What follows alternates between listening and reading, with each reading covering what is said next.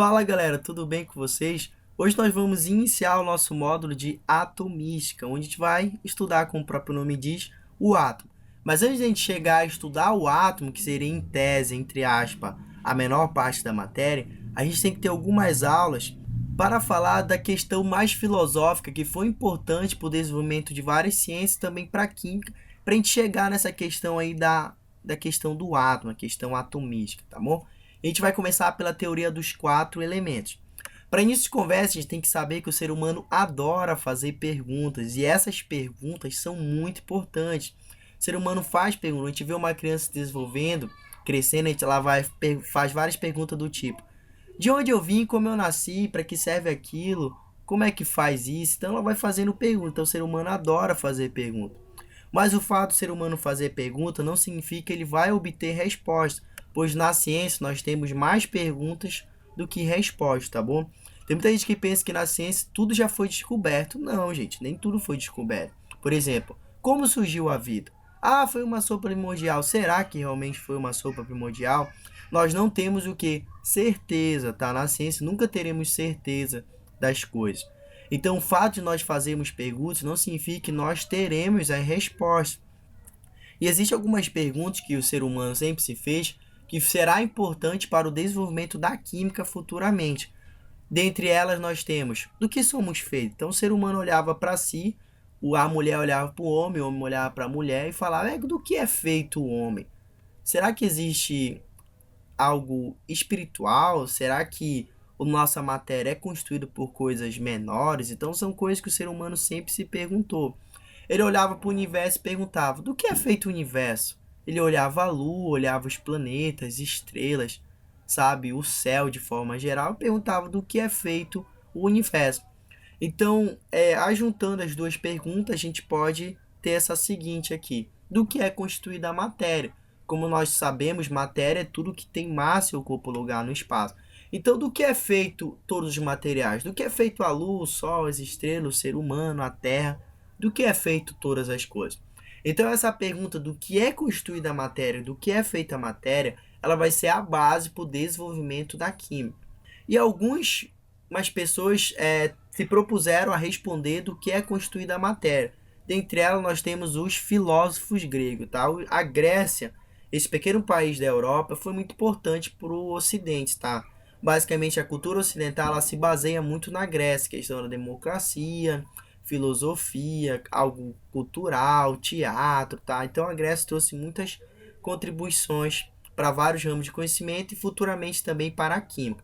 Então, filósofos gregos se propuseram a responder do que é constituído a matéria. E o primeiro deles foi Tales de Miletos. Tales de Miletos, para ele, a matéria é constituída essencialmente de água.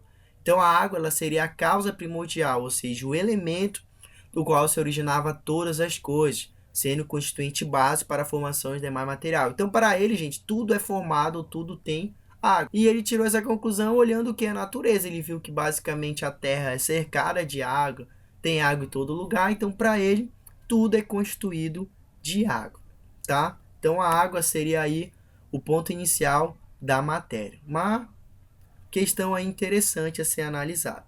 Seguindo aí, o que nós temos, gente? Nós temos outro filósofo, Anaximenes, lá para o século 6 a.C., ele propôs que não seria água, mas sim o ar.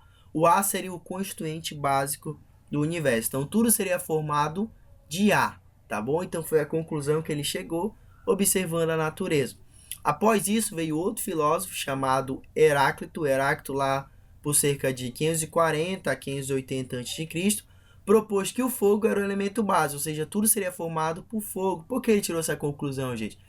Ele partia da ideia de que, como a natureza se modifica, o principal agente na modificação da natureza é o fogo, então o fogo seria a parte fundamental de todo tipo de material. Tá? Então, olha só, Tales de Mileto seria a água, Anaximenes o ar e Heráclito o fogo. Após isso, gente, surgiu a famosa teoria dos quatro elementos.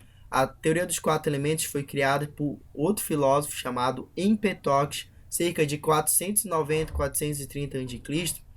Ele, o que ele fez? Ele juntou as três teorias lá, a teoria de Tales de Miletos, de que tudo seria formado por água, a teoria lá de Anaximenes, que tudo seria formado por ar, e a teoria de Heráclito, que tudo seria formado por fogo. Ele pegou essas teorias e nos seus estudos posteriores ele falou que ele estava correto, mas ele adicionou um quarto elemento, que seria a Terra. Então aí surgiu a teoria dos quatro elementos, que todo o universo seria formado por ar, água, fogo e Empedocles trouxe a Terra. Então, todo o universo é formado por fogo, água, terra e ar. Aí surgiu a teoria famosa dos quatro elementos.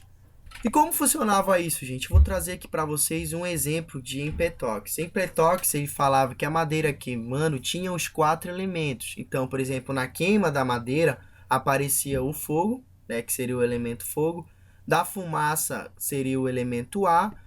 Um pouco de vapor de água que também aparecia seria o elemento água. E das cinzas nós teríamos o quê? O elemento terra, tá bom? Então, aí a queima da madeira seria um exemplo. A madeira, ela possuía os quatro elementos dentro dela, né? O fogo, a fumaça, né? Que seria o ar, a água e a terra, né? Que seria as cinzas. Mas basicamente a sua teoria aí se baseava na verdade, nos estados físicos da matéria, né? Nós teríamos aí a água como estado líquido, o ar como estado gasoso, a terra como estado sólido e a gente teria também, gente, o fogo como energia, tá bom? Então essa teoria basicamente se desenvolvia na observação dos estados físicos da matéria, mas ele não se dava conta disso, tá?